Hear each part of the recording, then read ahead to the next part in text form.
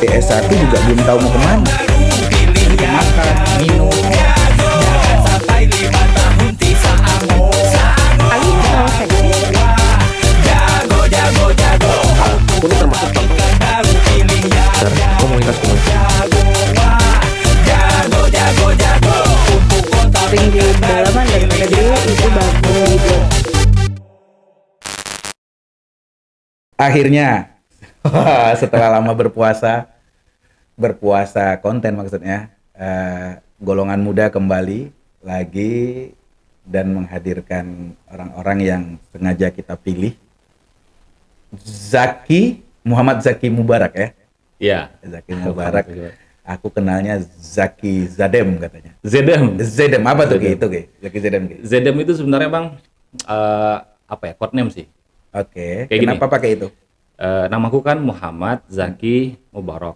Oke. Ya kan? Jadi kalau divokalin, disingkatin Muhammad jadi M. Oke. Zaki jadi Z, Mubarak jadi M.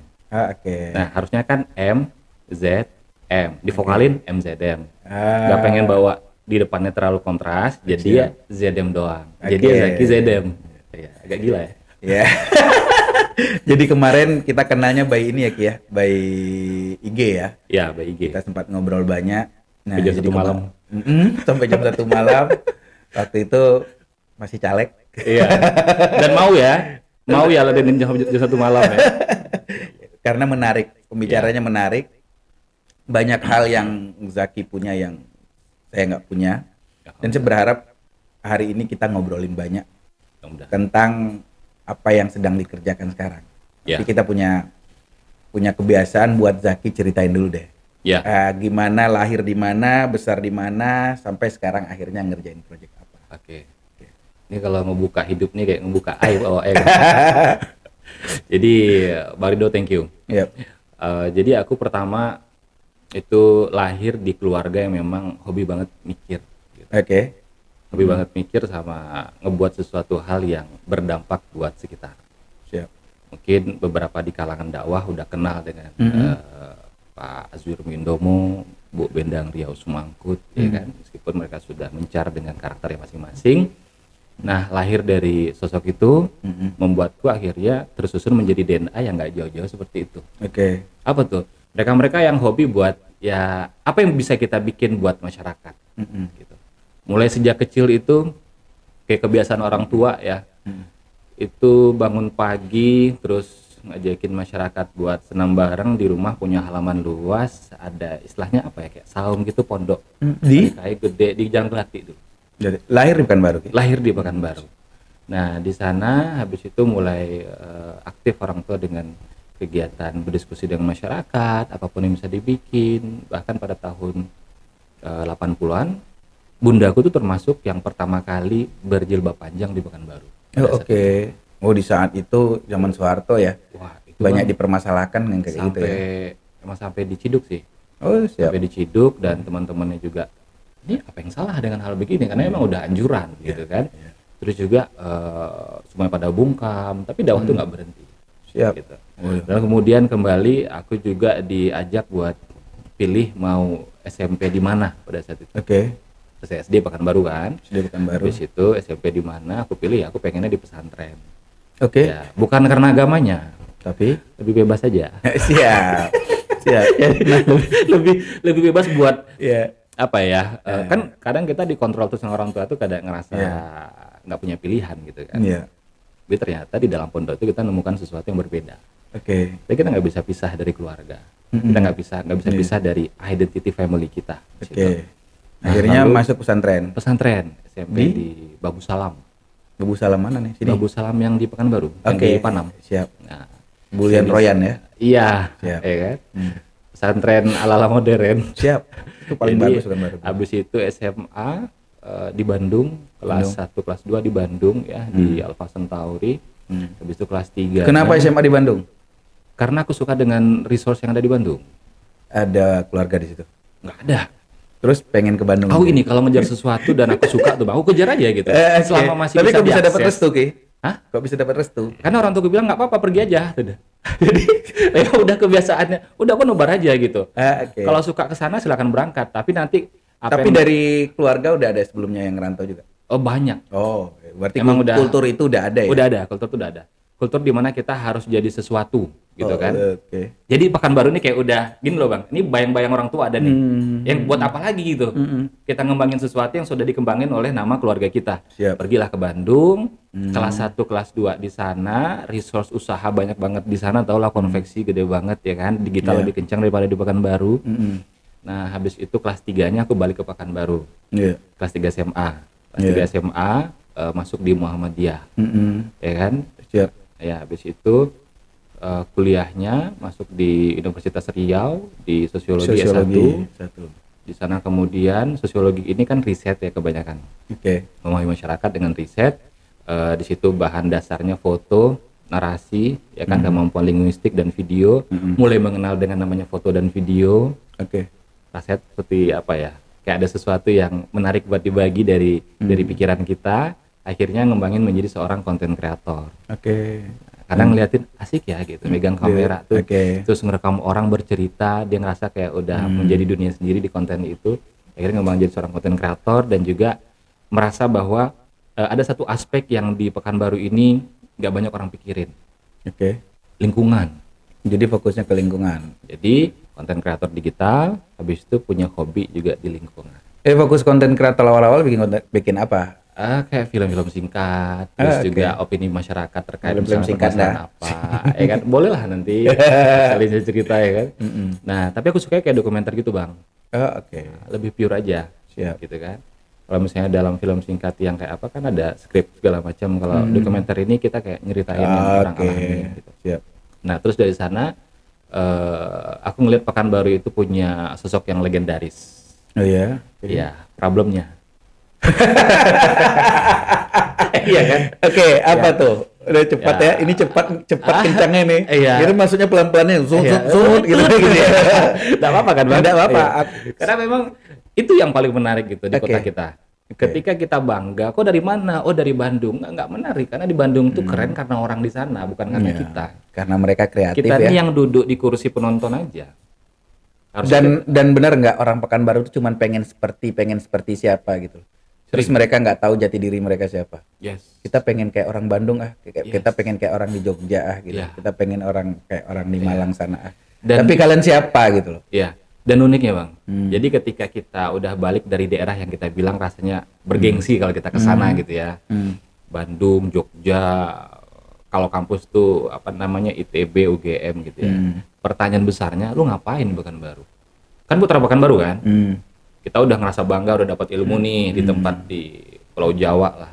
Tapi pertanyaannya adalah pengujian karakter ini di Pekanbaru udah buat apa aja? Nah itu yang jadi tolak ukur diri ini untuk oke, kalau gitu apa ya yang mau dibuat di Pekanbaru ya? Ternyata sosok Pekanbaru itu punya sisi legendaris dari aspek problem tadi. Apa? Apa yang Masalah. melegendaris Iya, yang memang Permasalahannya. udah bertahun-tahun kan kayak nggak kelar-kelar gitu. satu. Permasalahan. Ya, izin ya, tapi memang ini namanya koreksi itu penting gitu kan. Banjir. Gitu. Banjir, oke. Terus kedua, sampah. Jalan. Jalan. Tapi kalau kita berangkat ke Bandung, orang nanya, siapa namanya bro? Zaki. Wih, Riau ya? Pekanbaru. Jarang tahu Pekanbaru, taunya Riau. Iya. Biasanya gitu. Riau ya? Iya Riau. Wih, kaya berarti ini. Sawit katanya kan. Sawit. Minyak, Chevron Iya. katanya. Iya kan? Kaya kali pasti ini. Pasti mulus lah kayak Taj Mahal lah gitu kan. Mulus dari mana ya kan? Shockbreaker kita ganti terus. Oke.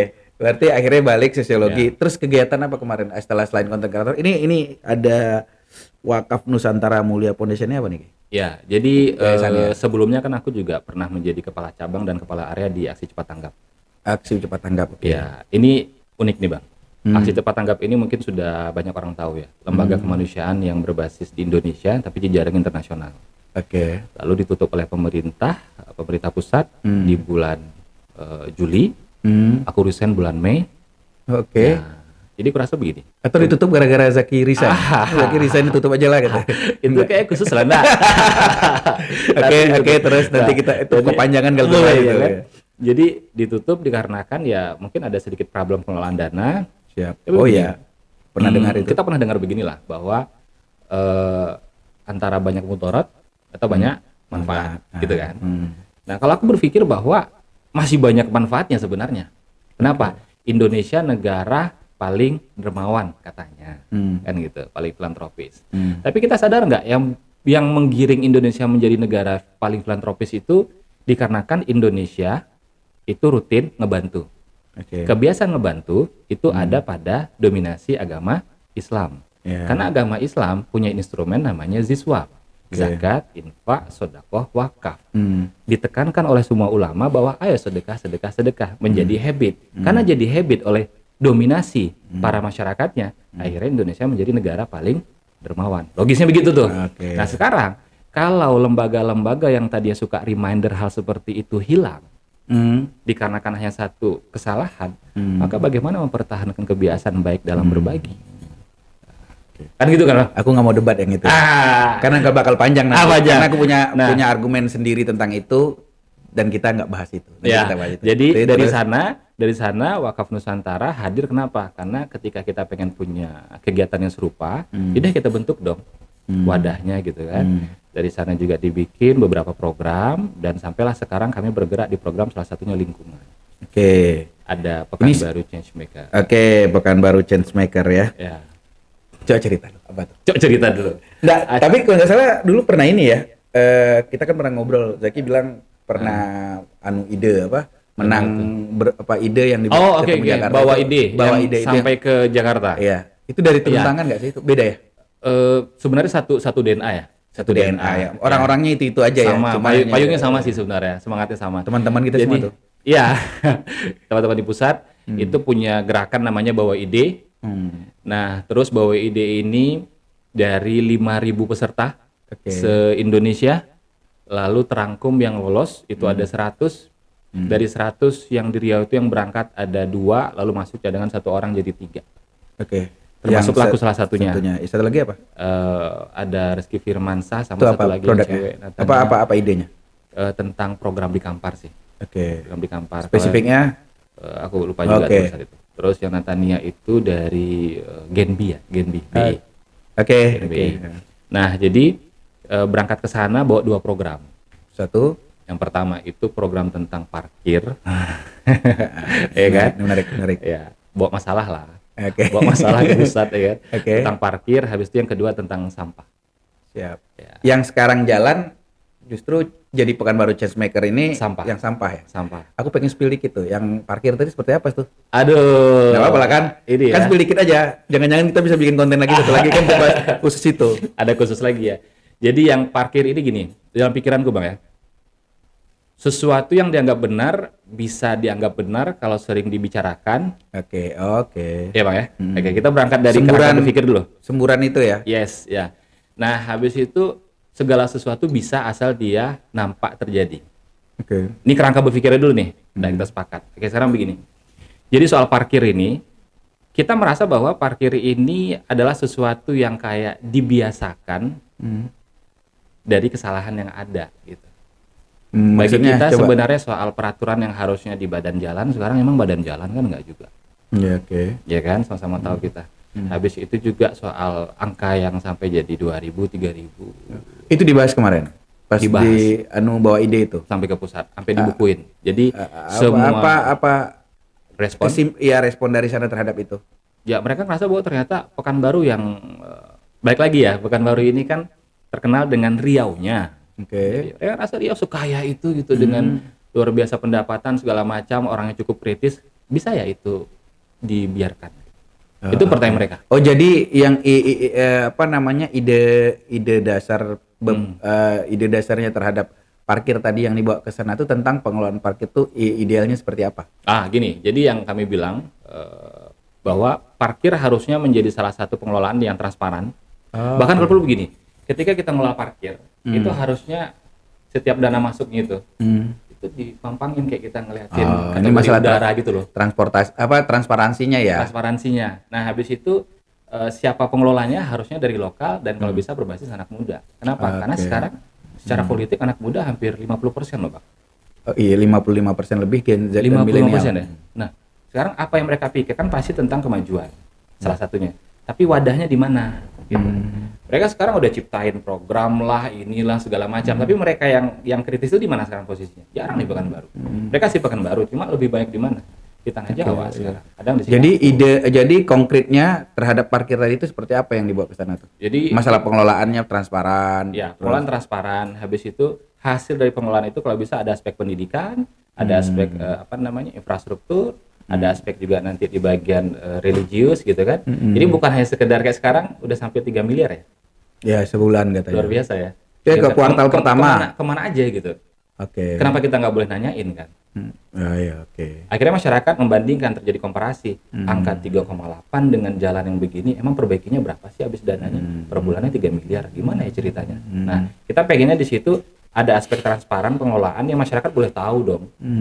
Ada TV yang gede di jalan bahwa pendapatan dari parkir sekian, habis itu sekarang penyaluran seperti ini. Nah, kita pengen seperti itu.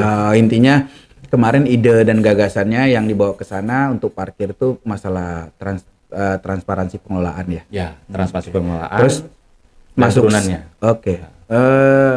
Yang sampah tadi? Ya, untuk yang sampah ini Pekanbaru 1.100 ton nih per hari ini, Bang Rido. 1.100 ton per hari. Per hari. Wow. Putaran sampah. Terus Ya. di gunung kan sebanyak apa tuh? Adalah 10 meter. Oh. Kalau dari kalkulasi AI ya. Ya. Aku ngitung gitu kan. Kalau 1.100 ton ini tingginya berapa gitu. 10 meter. Dan memang kalau kita datang ke sesekali kita bolehlah kunjungan ke TPA Muara Faja. Kita liatin setinggi apa sampah yang kita berikan ke sana. 10 meteran ya dengan luasan? Aku kurang tahu ya. Tapi 1 udah hektaran sekarang lebih 100 ton tuh banyak tuh. udah lebih Bang pasti. 1.000. Sekarang kan sudah TPA 2 ya. Oh, oke. Iya, udah 2. Oke, Nah, terus jadi 1.100 ton ini diapain? Oke. Kan gitu. Keluar anggaran di artikel sudah hampir 60 miliar lebih ya. Ya kan? Itu ngapain aja? Gitu. Senyum abang nih kayaknya punya makna. Keluarin aja Bang, nggak apa-apa. Ini kalau dia nge-hostin aku jadi ya. Terus Tapi nggak apa-apa Bang ya, boleh bertamu kan? Iya, betul. Jadi 60 miliar ini dananya kemana? Kita lihat kan, ternyata dananya cuma dipindahin dari sumber sampah ya, sampai ke TPA. Tapi kita ngomongin bank sampah, kita ngomongin kampanye sampah organik dan plastik. Iya. Oke, itu semua ada anggarannya. Seminar, kadang kalau untuk organik ada Megat kan, Magot sebagai alternatif pakan mandiri. Magot sebagai ketahanan pangan nasional. Ngeri lagi judul webinarnya ya. Fenomenal ya. Mantap Bang judulnya. Tapi menarik. nggak konkret ya. Tapi pas dibahas di dalam, aku bahas yang organik misal dulu ya, karena kan memang PCM Pekanbaru Changemaker di organik. Itu kan baru Changemaker ya. Iya. Jadi contoh nih, kita bahas tadi yang Megat sebagai ketahanan pangan nasional. Berarti dia harus murah kan pangannya. Berarti kalau pangan murah, pakannya juga harus murah gitu. Nah dari sana kita lihat, Megat, dry Megat, ya silakanlah komen ya. Penuhi di kolom komentar, debat yuk kita, nggak apa-apa ya kan. Kenapa harga maggot yang kering itu harganya 30.000, 40.000? Di sini. Semuanya rata-rata senasional. Maggot yang tepung harganya 80.000 sampai ratusan ribu. Tunggu, kita kan kalau aku paham nih, yang nonton nggak paham nih. Maggot apa tuh? Oh oke. Maggot ini kan sebenarnya ya cocok abang jadi guru Bang ya, memang perhatian kan ini kita ngobrol asik orang nggak ngerti nanti kan, kalau aku paham aja. Jadi gini kan, ini Pekanbaru Changemaker ini sebenarnya sebuah gerakan yang memilah sampah ya. Ya tapi khusus organik. Khusus sampah organik. Yang coba dijelasin tuh. Jadi seperti apa? PCM ini lahir dari permasalahan sampah yang 1.100 ton tadi. Muncullah ini PCM ini, ya, Pekanbaru Changemaker. PCM karena memang begini, komposisi sampah paling dominan itu sampah organik Bang. Oke. Paling banyak sampah organik. Oke. Yang paling ribet dan paling lama penguraiannya sampah plastik, benar. Iya betul. Tapi sampah ini kan kalau kita pandang dua aspek aja, bau sama numpuk. Iya. Iya kan? Kalau bau nggak mungkin dari plastik, pasti dari organik. Kalau numpuk biasanya dua-duanya. Ya, jadi kita mikir bahwa 1.100 ton ini yang dominannya tadi, yang organik, itu bisa diselesaikan dengan cara metode biokonversi. Nah, biokonversi ini adalah metode penguraian sampah menggunakan mikroorganisme. Nah, mikroorganisme yang kita maksud di sini adalah Megat BSF. BSF apa lagi? Black Soldier Flies. Apa tuh? Lalat tentara hitam. Ibaratnya kayak klan dia lah. Gitu. Tak hilang sendiri dia berarti. Dia datang secara natural ya. Tugasnya buat ngurai sampah dan dia akan terbang dengan sendirinya di sampah lain lagi. Terus yang berikutnya? Nah, jadi Maggot BSF ini tugasnya ngurai sampah dan 5 kali bobot dari badan dia bisa uraikan secara cepat. Contoh nih composting. Composting sekarang kita udah bisa kenal sejak SMP ya. Composting itu penguraian berapa lama? 3 bulan kan? Iya. Ya sebulan lebih lah. Sebulan, 2 bulan, 3 bulan. Nah, dengan Maggot BSF yang organik kita bisa urai 10 sampai 14 hari. Oh, jadi ini aku nggak paham nih. Maksudnya berarti lalat tuh kita yang lalat tuh datang sendiri. Datang sendiri. Jadi gini, orang bilang budidaya maggot gitu kan. Orang pikir harus beli bibit. Ya betul gitu. Kalau pengen cepat ya. Tapi sebelum itu Bibitnya bibit lalat tadi? bibitnya bisa jadi ya lalat tadi. Bisa beli lalatnya, bisa beli pupanya, bisa beli larvanya, bisa beli telur. Bebas lah mau pilih yang mana ya. Tapi sekarang maggot itu sebenarnya makhluk alami gitu Bang. Contoh nih, kita mungkin ibu-ibu yang pernah di rumah nih ya, sampah organik gak dijemput sampai seminggu. Pas diangkat, ya udah ada dia. Itu Maggot BSF. Tapi masih apa masih ya? basah dia tuh ya. Bedain antara Maggot BSF dengan Maggot lalat hijau. Nah, beda lagi. Beda. Beda dia. Nah, Nggak, tunggu potong. Biar kita ini. Jadi muncullah Pekanbaru Changemaker ini. Betul. Nah, awalnya dari Pekanbaru Changemaker ini apa yang diharapkan? Mau bikin apa ini gitu loh? Maksudnya biar sampah ini mau menghasilkan, terus masyarakat teruntungkan, terus pemerintah bisa terbantu apa seperti apa? Gimana goalnya ya? Cerita awalnya dan akhirnya goalsnya seperti apa dan harapannya Pekanbaru bakal jadi seperti apa dengan ini? Biar jadi wali kota. Gak canda itu. Biar semangat masuk aja. Ya. Wali kota. Saingan kau, aku. Jadi gini, karena kan wali kota problem salah satu yang paling legendaris kan sampah Bang ya. Nah itu gimmick aja tuh Bang. Tapi aku gimmick, suka. karena gimmick laku soalnya. Kadang-kadang nggak sengaja nih pula naik nama ya. Iya. Jadi goal besarnya gini, sampah 1.100 ton itu harusnya 70%-nya, ya kan, yang organiknya, berarti ambil 1.000 aja deh, berarti 700 ton. Tapi gini Ki, sorry Ki, aku potong terus. Awalnya kan bergerak sendiri nih. Ya. Udah ada kan bergerak sendiri dan sempat ngasilin pupuk apa kayak gitu ya? Iya, pakan sama pupuk. Itu sumber sampahnya dari mana awalnya? Dari Jawa. Dari Jawa. Serius? Yes, dari Bantar Gebang. Dari perusahaan-perusahaan yang punya sampah. Waktu yang di Jawa. Ketika buka di Pekanbaru? Ini pertama kali. Ini baru buka lagi. Ini pertama kali. Jadi kita duplikasi ide kita yang kita gunain di sana untuk kita bawa ke sini. Iya. Karena begini, pertama Pekanbaru perlu orang yang lebih vokal dong soal sampah. Ya kita ambil bagian lah. Sampah nih produk politik ini. Karena kalau udah terganggu masyarakat ribut semua ya. Iya, kayaknya semua sekarang udah bersentuhan dengan politik ya. Termasuk juga WC di SPBU ya. Iya. Iya, oke, siap. Ya. Jadi gini, tadi 70%. 70% komposisinya organik, maka kalau kita asumsikan 1.100 ton, ambil aja 1.000 tonnya. Berarti 700 ton itu bisa diubah menjadi, diolah menggunakan biokonversi. Yang goalnya kita dapat pakan, kita dapat pupuk. Kita dapat pakan, kita dapat pupuk, di awalnya kita selesai permasalahan sampahnya. Udah dikonversi semua nih. Dengan si Maggot, dapat pakan, dapat pupuk. Berarti sampahnya kelar dong, pasti udah. Udahlah, kelar pasti itu. 14 hari dia dikonversiin semuanya. Nah, lalu di ujungnya kita punya turunan, ada pakan, ada pupuk. Nah, sekarang Pekanbaru itu punya permasalahan juga, Bang. Pakan mahal. Pakan mahal sekarang. Padahal kita punya sampah sebanyak itu. Itu dia maksudnya. Jadi berarti kalau kita bisa ngelola sampah dengan metode biokonversi, sampahnya kelar, pangannya murah karena pakannya murah, habis itu karena pangan murah, stunting teratasi. Harusnya semua badan orang Pekanbaru ini kayak abang semua kan? Mentang, iya pula ya. Kan? Nah, ya kalau nggak bisa dirotaknya badannya lah dulu. Kan gitu. Jadi harusnya kan begitu bahwa kita mikirnya bukan persoalan kelarin aspal, kelarin parkir, sampah. Tapi lebih kepada hidden gem yang di aspek problem gitu. Cari dong problem apa yang menarik yang bisa kita atasi, kemudian bisa berakar kepada turunan manfaat lainnya. Bagi kami, sampah organik menjadi penting ketika kampanye soal sampah itu lebih didominasi oleh sampah plastik, Bang. Cobalah buka di Instagram semua. Pokoknya plastik semuanya kan. Jangan gunain plastik kata dia. Satu lagi soal bank sampah. Ketika ngomongin plastik, aku tagih tuh ke bank sampah. Maksudnya? yang merasa ditagih, maaf lah ya kan. Nggak apa-apa. Yang bank plastik, yang kawan-kawan nonton Ya, apa? tolong demo ya. Nah, Bank sampah itu tujuannya pasti pengelolaan sampah 3R. Oke. Reuse, recycling, reproduce. Berarti dia harus bisa ngolah, cari value, dapat value, jual.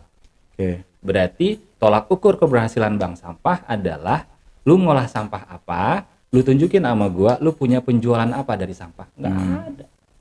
Sekarang bank sampah semuanya udah sama kayak kerajinan anak TK. Ini memang agak sedikit tajam, tapi kita perlu evaluasi. Lu dengar tuh bank Apa sampah. yang kita bikin? Kita bikin gaun dari sampah plastik. Kita bikin tas dari sampah plastik. Yang kutanya adalah seberapa besar perputaran penjualan produk tadi di bank sampah yang berdampak kepada kepentingan masyarakat.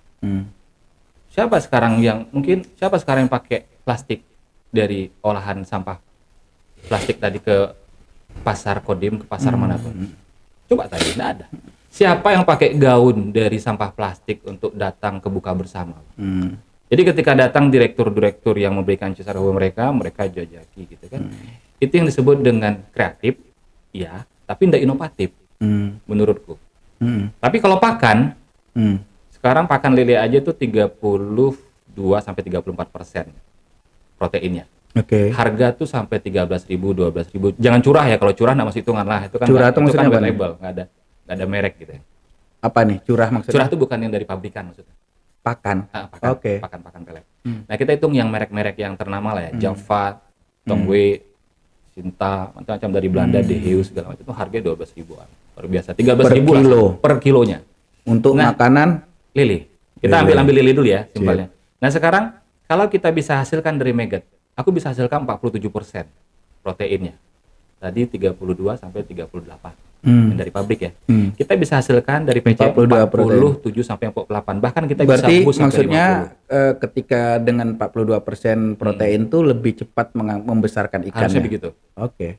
Kalau kita nge-gym Ya, protein kan ya, Bang. ya. Sepakat ya. Ikan tuh cuman butuh gitu-gitu gede deh ya. Gitu kan. Yang tadinya 3 bulan lele bisa jadi 2 bulan. Nah, Lalu protein bisa sampai 42%, habis itu harganya bisa 10.000 sampai 11.000. Gila nggak tuh? Kalau ternyata kita bisa hasilkan dari sampah. Oke. Nah, jadi dari sana kita berpikir bahwa pakan itu real dibutuhkan sama siapapun. Siap. Aku jualan di Arifin mungkin dengan buka bak mobil aja aku bilang bahwa di sini ini ada hasil uji labor di sini harga sini mungkin sore habis tuh barang. Iya. Oke. Tapi kalau gaun dari plastik, kalau tas dari plastik siapa yang mau ngambil? Maksudku begini, coba buat produk yang bank sampah ini yang kita harus yang real banget, betul-betul menyentuh kepada kebutuhan masyarakat. Bukan sekedar pajangan doang. Ya sebenarnya kita nggak nyalahin mereka. Nggak, Intinya gini, aku coba simpulkan, ya mereka bikin begitu berkreasi silakan aja gitu.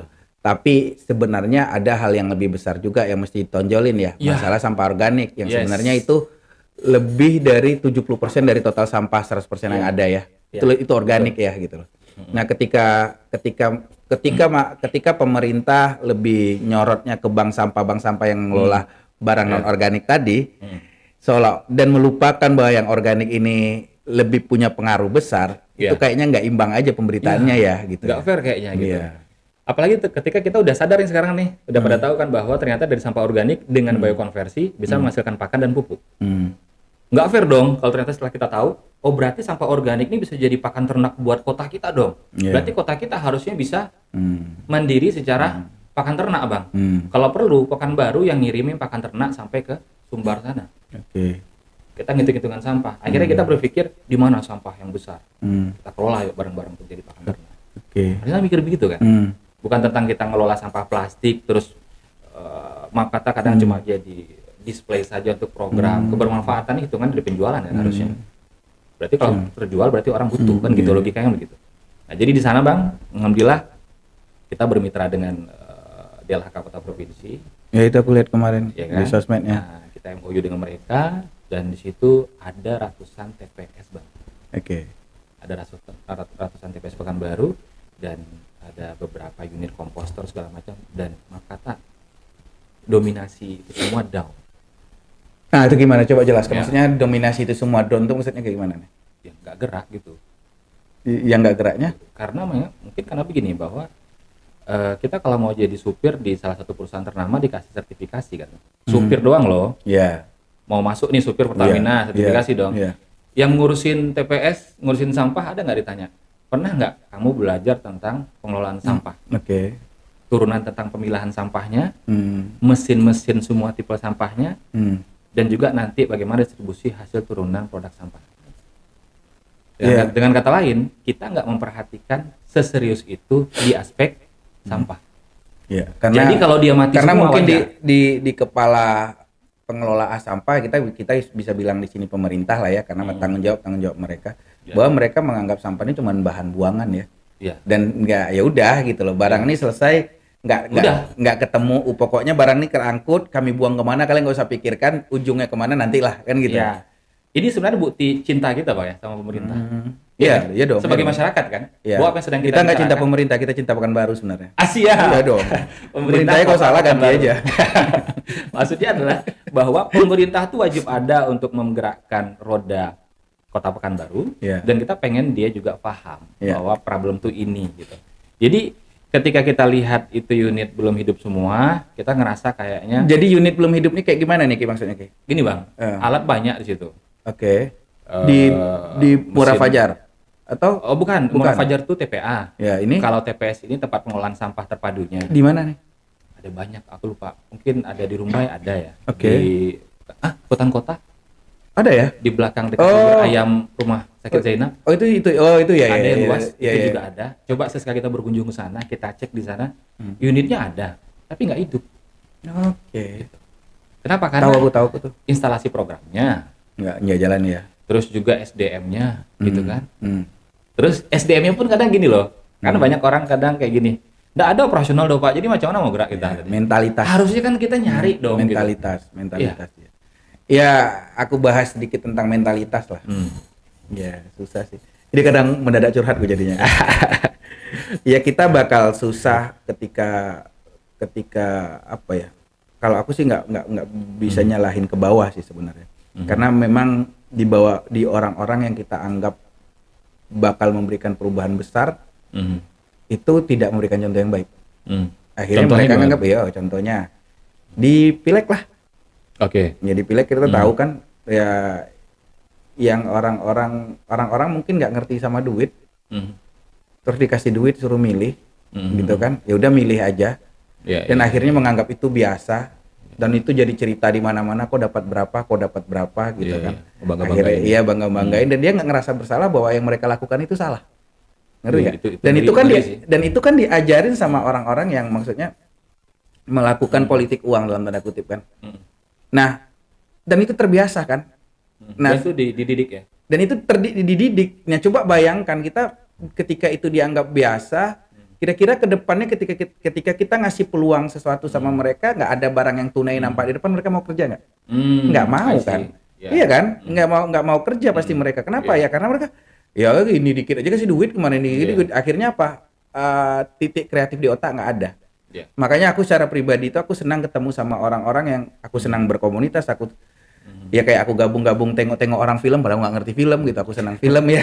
Terus kayak gini aku senang lari, aku senang karena aku sadar. Kenapa aku senang komunitas? Karena komunitas itu bergerak karena keinginan mereka, bukan dorongan, bukan kebutuhan, bukan kepentingan yang lain-lain gitu loh. Nah makanya kita senang, dan pergerakan itu kalau masih bakal gede. Makanya aku bilang tadi, ya kalau memang si Zaki ngelihat ternyata TPS pengelolaan sampah di TPS itu banyak mereka nggak, itu ya karena salah beberapa orang juga sih.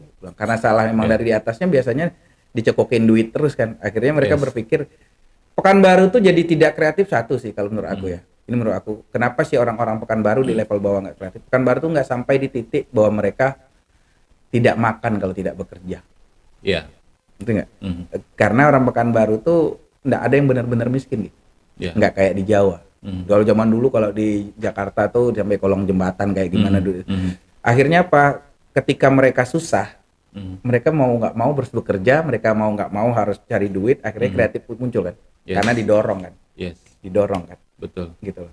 Ya kayak maaf cakap nih, aku agak mungkin izin kalau ada yang tersindir gitu loh. Bagaimana orang tua nyelamatin anaknya untuk masuk ke honor atau ya kan, masukin ke honor sama masukin ke pegawai kontrak gitu. Iya. Itu bukan karena dia butuh duit, dia butuh eksistensi aja. Bapaknya udah kaya juga kok gitu. Iya. Yang penting gue udah kerja aja lah gitu loh. Iya. Gimana tuh mau kreatif gitu. Makanya gue bilang ini mentality dari atas udah salah. Iya. Kalau mentality dari atas ke bawahnya udah benar, ya mestinya orang dikasih peluang kencang kok. Tapi dia nanya PT-nya enggak ada udah Pak. Mana untawan aja le pak kan gitu kan. Bahkan bergerak awak Pak. Nah itu dia. Oke lanjut, aku curhat aja. Tapi itu linear Bang, linear. Oh bener ya? Gini, pertama begini, menurutku kalau aku tilik jauh ya, ini tentang keyakinan siapa pemberi rezeki. Menurutku ya. Jadi bagi dia bahwa kalau dia memperjuangkan yang ini nih, idealisme dia, nggak berduit aku. Lebih baik aku nebeng sama pekerjaan orang yang ini, yang pasti. Pasti kata siapa? Hitungan kita aja kan. Antara dua ini, mana yang manfaat? Kan itu harusnya. Karena kalau manfaat ini kita dipakai karena manfaat kan Bang. Kita pakai studio ini karena memang kita lihat lah kualitinya kan good nih studio ini. Good lah. Nggak mungkin gue di sini.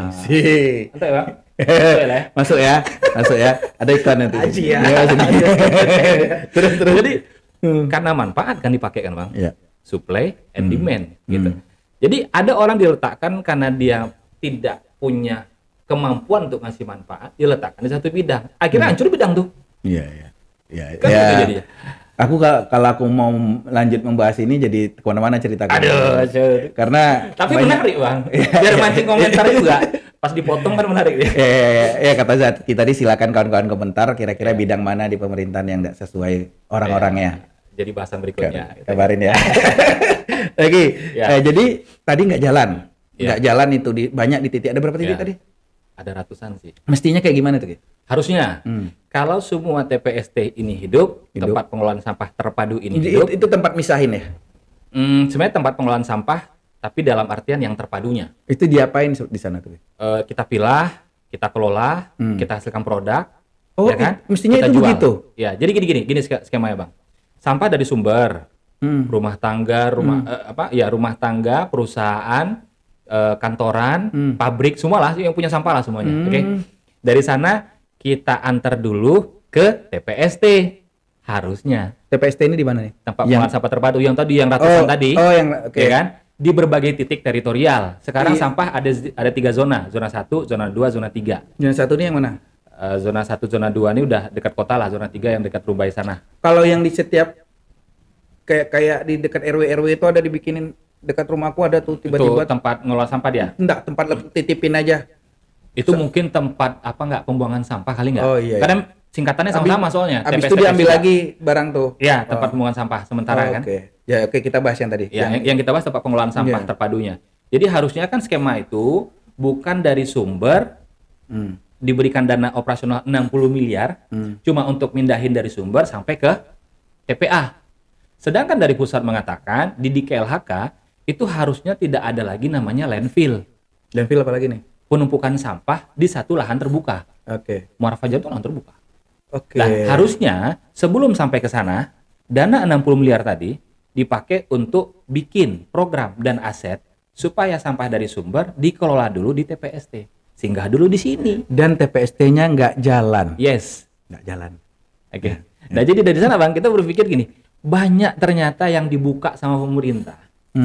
Ayolah, kalian mau nggak kelola ini? Ayo. Gitu. Itu aku bilang, mereka mau kelola Pak, tapi kalau kemudian dia mendapatkan manfaatnya.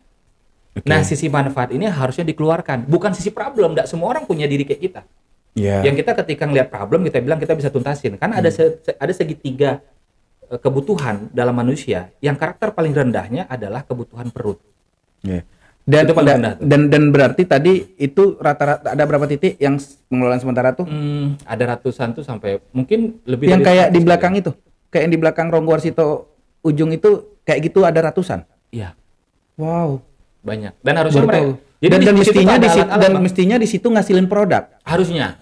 Wow. Baru tahu aku nih. Baru tahu, aku pikir itu cuma buat milah-milah aja. Dan itu nggak jalan. Oh, mestinya ngasilin produk. Misalnya produk apa? Dan sekarang malah milah-milah doang loh di situ. Harusnya pokoknya dia ngasilin produk. Aku nggak tahu nih Pak PJ lah siapa yang terpilih atau Pak PJ mau maju lagi siapapun lah calon berpilih itu harus dikelola. Kalau enggak ya udah kami tidak milih. Siap. Suai. Ya, karena kita harus diedukasikan Bang dengan apa yang ada di Pekanbaru ya, Iya. masalah-masalah kayak forum-forum begini kan, yang abang bikin ini kan salah satu pencerdasan ya, pencerdasan supaya orang tahu bahwa ada masalah apa gitu loh. Terus ayolah kita sama-sama turun tangan, ya kan? Mana ide kalian bawa lah ke sini? Kok masuk semua? Nempel-nempel ya sedikit ya. Nah, jadi udah oke, terus tadi udah terolah dan itu tidak jalan. Nah, jadi yang jalan mungkin tapi seo-seo lah. Iya, seo. Dan kita nggak tahu juga produk apa yang udah dihasilkan dari situ kan. Mestinya ya kita kan kita tahu nih kecenderungan kulturnya pemerintah kan ya. Kalau udah berhasil sedikit kan blow up-nya gede. Iya. Dan buktinya untuk sampah kan nggak ada blow up kan. Berarti gagal. Ya kan, sedangkan yang berhasil sedikit aja blow up-nya ngeri kan. Apalagi yang tidak terlihat blow up-nya berarti gagal kan. Betul. Tapi sekarang udah ada di blow up lagi, Bang. Itu kesimpulanku aja, bisa aja salah ya. Ya, bisa jadi benar juga. Tapi faktanya begitu gitu. Iya. Bahwa gatal ya. Jadi ya juga puasa jadi agak gimana gitu. Nggak ada apa-apa. Kita jadi gini, kalau kita bukan apa ya, maksudnya menggosipkan pemerintah itu kewajiban. Karena mereka mesti digosipin biar mereka kerja benar. Kalau aku lebih tepatnya ini perhatian kita sih gitu. Bentuk perhatian kita dengan cara kita ya. Iya. Ya sama kayak kalau misalnya dia mukul anak kan, aku perhatian loh itu. Sama kita juga begitu gitu. Iya. Ya kan tipis-tipis aja. Emosi karena sayang ya. Jadi dan ternyata tidak jalan Ki. Nggak jalan. Nah, yang Zaki tawarkan ke pemerintah kemarin tuh yang sempat ada di CFD dan macam-macam tuh apa tawarannya ke pemerintah? Jadi kita tanda tangan MOU kemarin HPSN Hari Peringatan Sampah Nasional. Aku sampaikan satu statement bahwa HPSN 2024 dan semua tahun-tahun lainnya harusnya menjadi tolak ukur bahwa apa yang kita lakukan di tahun 2023 ditampilkan di tahun 2024. Ya. Jadi kalau nggak ada ditampilkan, gimana tolak ukur berhasil nggak berarti nggak berhasil kita kan gitu. Nah dari sana kita berpikir bahwa kenapa nggak menjadi tolak ukur di hari HPSN itu? Nah, kita mengambil peran. Yaudah, ini hari HPSN, kami ambil bagian dari bagian masyarakat dan pemuda untuk ada permasalahan sampah dan kita pengen bagi dengan pemerintah. Salah satunya dengan adanya entitas Pekanbaru Changemaker. Itu juga membuka pikiran ya ke seluruh netizen generasi muda. Kadang kita bilang begini, kadang gini Bang, ini kan urusan kalian pejabatnya, bukan urusan kami. Kalau tidak bersatu macam mana antara pemerintah dengan masyarakat? Kalau dia salah tetap kita tegur. Bapak kalau salah ditegur jangan marah gitu. Ya sorry aku gitu, skip tadi.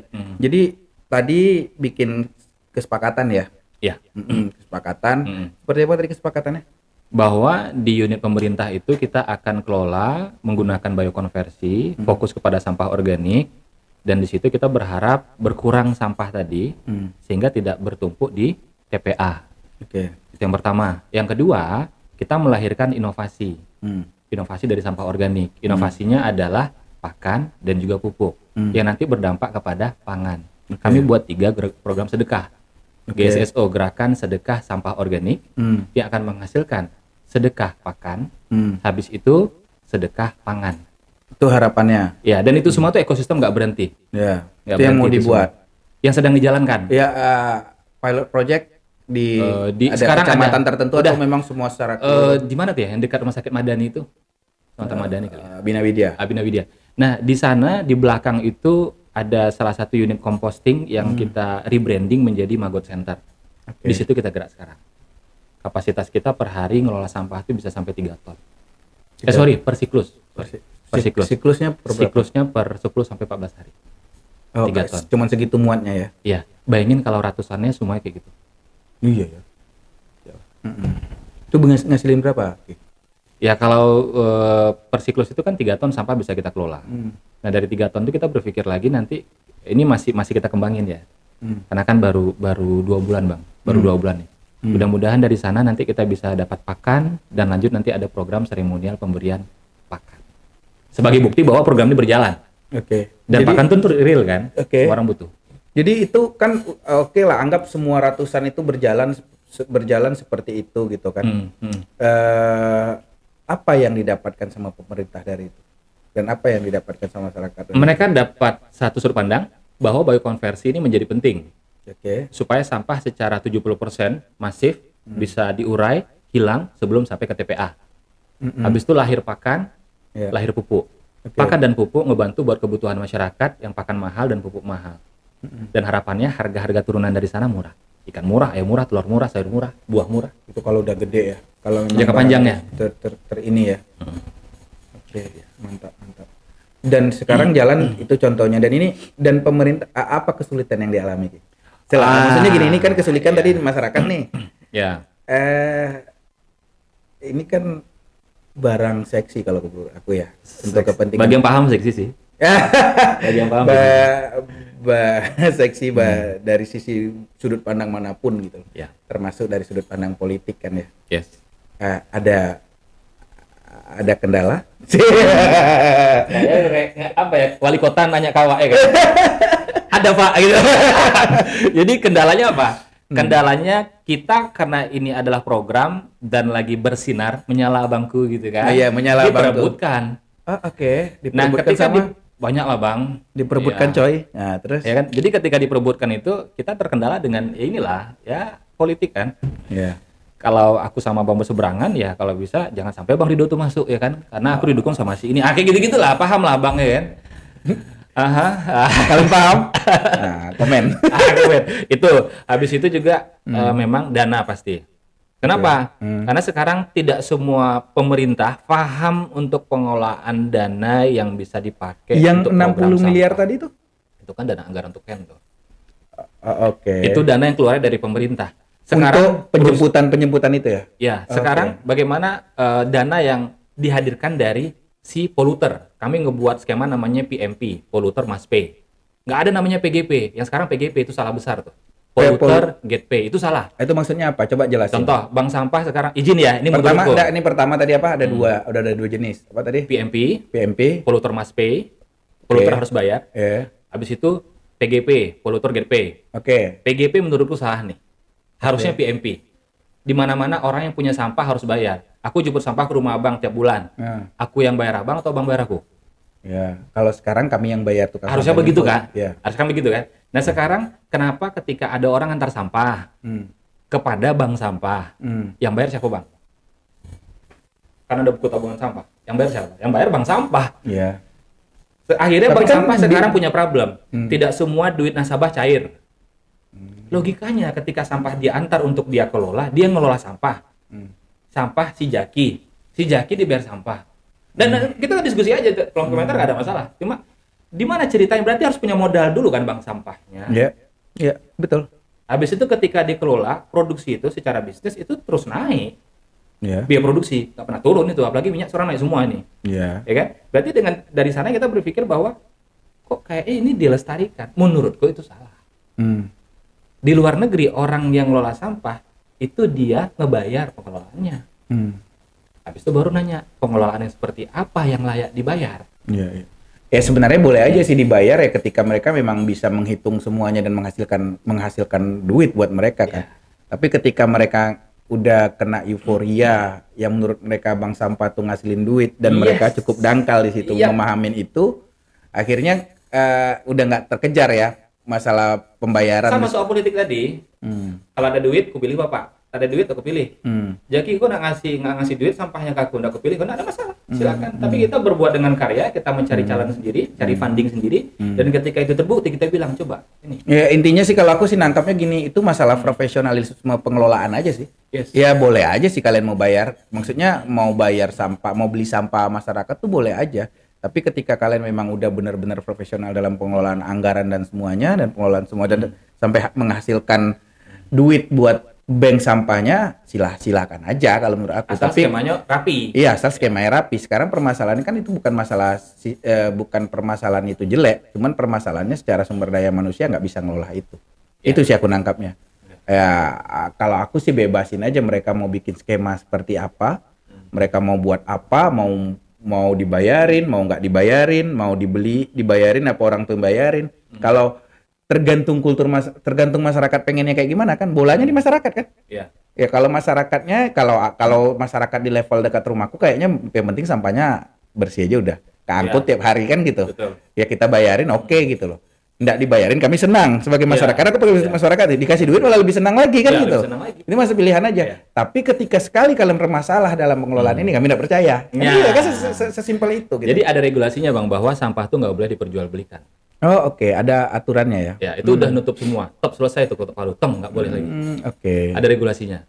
Dan tidak banyak yang tahu itu. Yang di Perda atau di pusat semua, senasional itu. Sampah nggak boleh diperjualbelikan. Tapi kalau sampah sudah dikelola jadi sesuatu, jadi pakan, jadi berarti udah maksudnya baru boleh. Mereka boleh diperjualbelikan ketika ngelewat satu tahap ya. Yes. Satu tahap. Itu maksudku tadi. PGP itu membuat si pengelola sampahnya kebingungan buat ngelolanya, menghasilkan produk apa. Karena di awal dia harus ngeluarin modal dulu. Belum lagi orangnya mungkin secara kompeten kurang gitu, hanya ngincar dananya doang segala macam. Siap. Gitu. Kayak gitu. Iya. Menarik. Nah, kan ini udah jalan satu nih. Iya. Kan ada ratusan. Ya. Targetnya apa, Ki? Sekarang lagi dibangun sama pemerintah. Kita ada beberapa, ya di hutan kota kita akan activate. Di hutan kota. Habis itu di Cempaka dekat Pasar Kodim, yang dekat Damkar, itu kita juga akan buka nanti. Kemungkinan Agustus insya Allah. Jadi sudah ada 3 nih lokasi.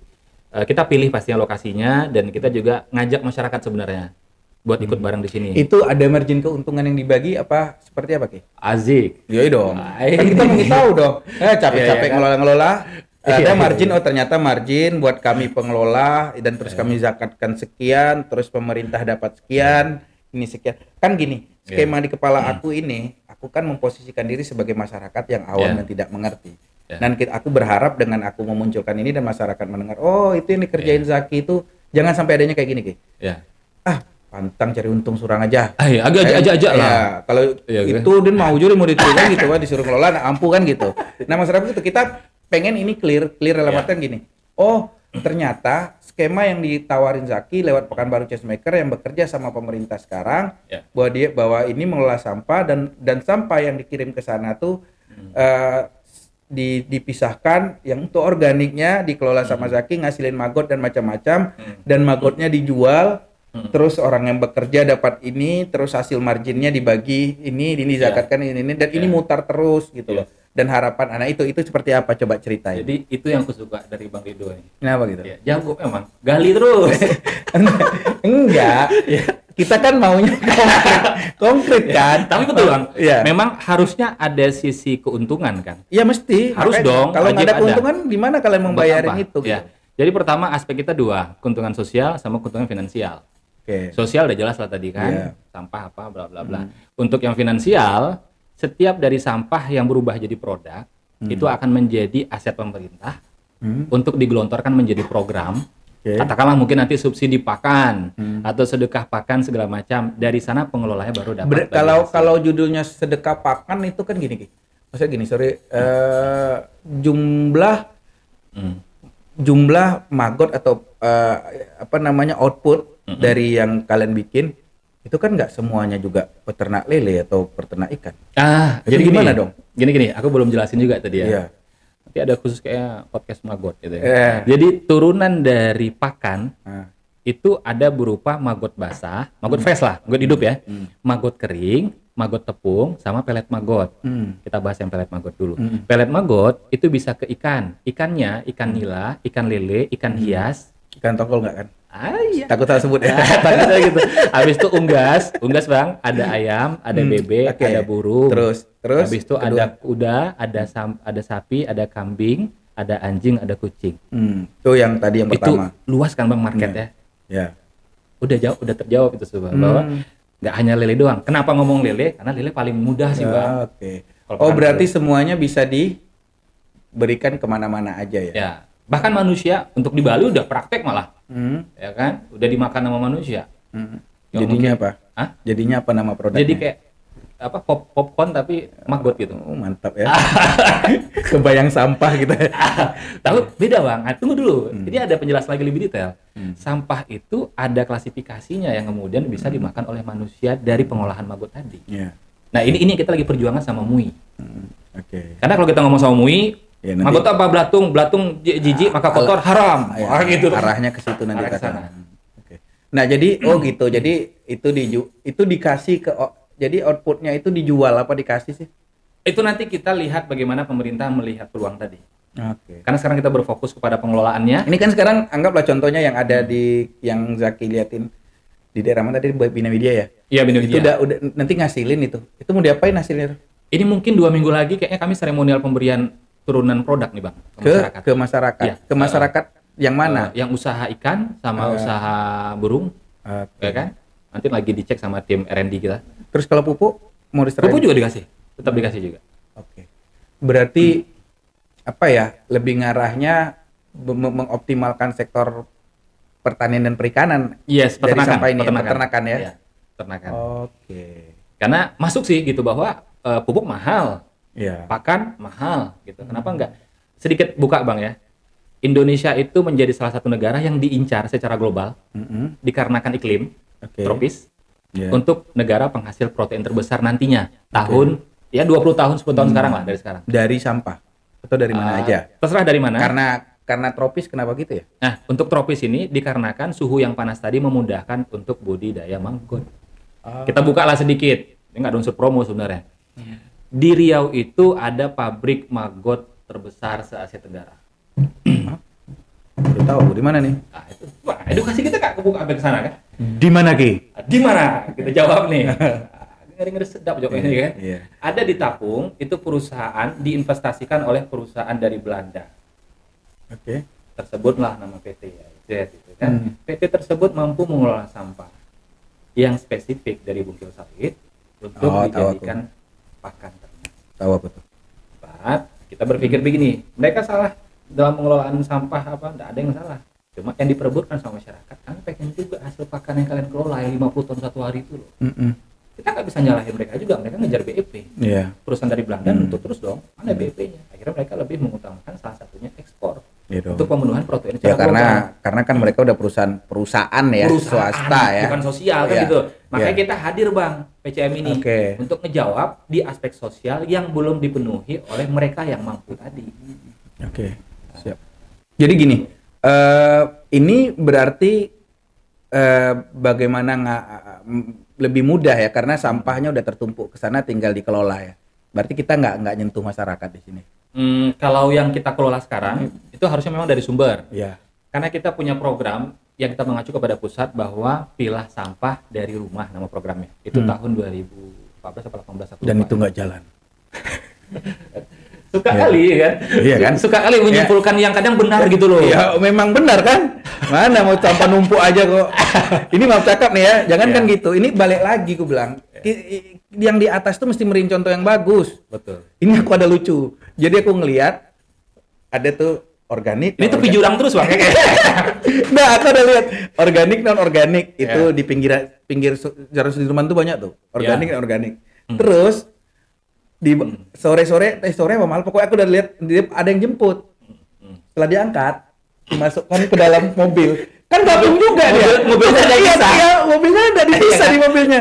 Itu buat apa tong sampahnya? Tolong Pak pemerintah itu kenapa begitu gitu. Tapi kita punya mobil yang milah sampah. Itu dia. Apa tahu enggak? Kita punya mobil canggih, kita transform warna oranye. Oh, pernah lihat. Dan itu ada foto wali kota di situ kan? Tapi mobil tuh enggak ada foto wali kota di situ. Mesti gitu ada foto gitu ya. Jadi kenapa enggak mobil itu yang diperbanyak untuk bisa melanjutkan semangat masyarakat yang udah milah sampah dari sumber? Iya.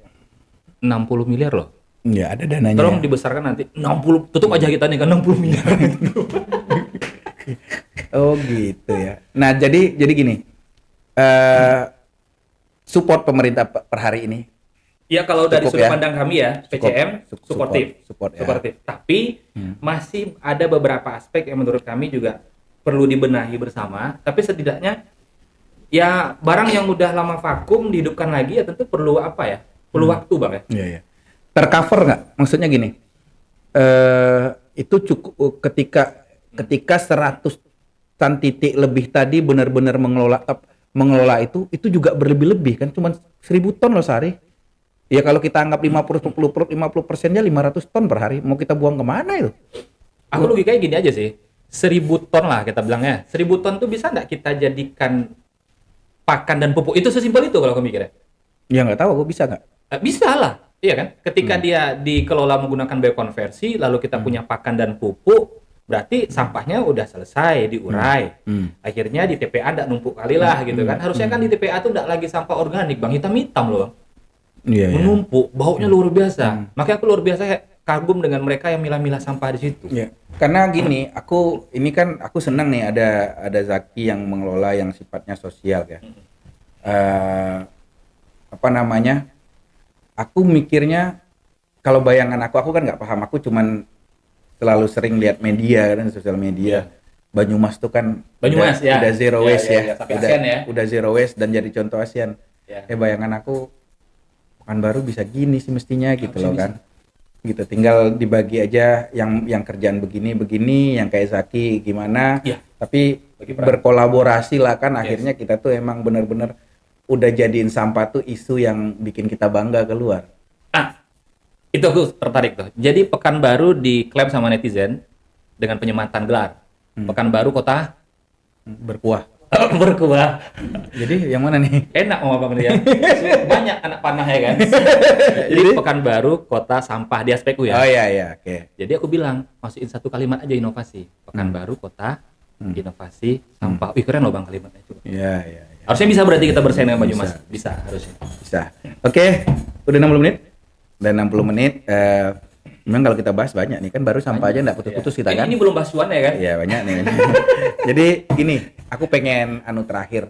Ini kan tahun politik ya, tahun politik. Yang punya peran untuk merubah ini ya masyarakat ya, karena mereka punya hak suara. Dan mungkin silakan Zaki kira-kira punya harapan seperti apa buat masyarakat untuk calon pemimpin Riau dan calon pemimpin kabupaten kota di Riau, Kota Pekanbaru nanti seperti apa harapannya pemimpin itu? Nggak mesti bahas tentang sampah lah. Dalam pikiran Zaki itu jagonya nih kayak gini lah mestinya. Itu seperti apa pemimpinnya, terus harapannya masyarakat seperti apa? Jadi ada segitiga kebutuhan dalam manusia. Tingkatan paling rendah itu adalah kebutuhan perut. Selama kita masih mikirkan bahwa kebijakan atau program yang memenuhi sekadar perut kita, susah kita bergerak, menyadarkan masyarakat. Mungkin orang bilang, kenapa aku ngerjakan itu Ki? Apa cuanmu? Karena bukan lagi soal perut, tapi soal kebanggaan di hati, sama kebanggaan dari program kita. Itu udah sampai kota kan bang, segitu. Itu yang paling tinggi adalah kepuasan dari pemikiran. Jadi menurutku adalah, coba cari apa yang dibutuhkan dari masyarakat Pekanbaru. Menurutku sekarang adalah, bagaimana ada ruang untuk bisa berkreasi bersama. Kalau bahasa kita di Jawa itu namanya co-working space. Tapi the real co-working space, sorry nih, maaf nih teman-teman kita pengusaha nih ya, yang punya co-working space, bener. Tapi the real co-working space. Dan kalau bisa, kalian jangan membanggakan diri, kalian gerak sendiri, tidak cukup uang kalian ya kan. Nah, jadi gerak sama pemerintah, kalau bisa satu pushwheel itu co-working space. Ngapain pushwheel tutupnya jam 5? Buka 24 jam. Menurut aku. Lantai 1 fotografi, lantai 2 videografi, lantai 3 ilustrator, lantai 4 3D. Jadi 24 jam. Nggak perlu. Abang jadi ketuanya situ. Jadi nggak perlu ini dong. Dan nggak enak kalau kita bikin itu begitu. Nanti Riau Creative Hub. Nggak kepake kan. Udah cantik pula. Iya, Riau Creative Hub nggak kepake nanti kalau kita udah bikin itu kayak gitu kan. Ini nambah-nambah gedung nggak jelas penggunaannya aja nanti kan. Yang sekarang aja nggak jelas penggunaan kemana pengelolaannya. Terus jadi menurutku program tadi cari pemimpin yang dia lebih vokal untuk bisa membantu permasalahan kebutuhan pemikiran pemudanya. Ya kan, yang produktif segala macam. Habis itu tetap harus masuk lah tuh. Sampah tetap, parkir masuk, banjir masuk. Tapi pengatasannya, jadi ketika kita dapat adipura, ada izin kali kan, awak keputusan dari pemerintah. Pula proyek awak ini ya kan? Nggak apa-apa. Jadi begini bang, ketika ngomongin soal penghargaan, harusnya bisa nggak gini besok ya? Kita dapat adipura, slide pertama, karusel Instagram nih. Slide keduanya, karena apanya, detail kan? Berani nggak kita begitu? Kita berani, mereka enggak.